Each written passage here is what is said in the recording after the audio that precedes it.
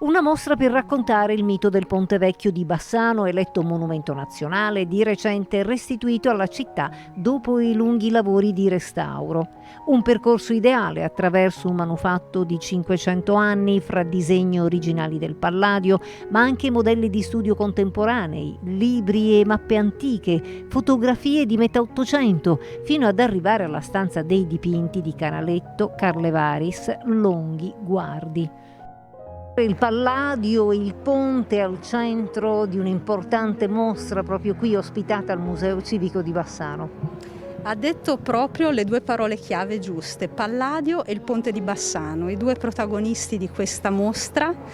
che è una mostra che si contraddistingue come un racconto per immagini, che racconta tante cose, racconta del genio di Palladio, racconta della secolare storia di questo ponte geniale, avveniristico per il tempo,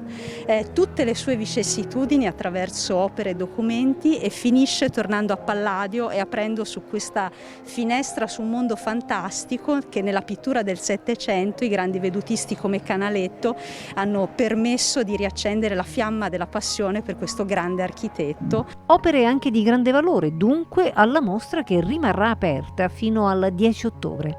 Una bella mostra a suggello di un grande lavoro di restauro di uno dei ponti più famosi del nostro paese. E quindi il miglior modo per celebrare tutte le conoscenze che si sono acquisite in questi anni di complicato restauro del ponte di Bassano, che meritava l'attenzione e gli investimenti economici che ci sono stati molto grossi per ridare pieno splendore, pieno senso e significato al ponte. La mostra indaga tutti gli aspetti annessi e connessi, compresi quelli che si sono potuti scandagliare, approfondire proprio con il restauro.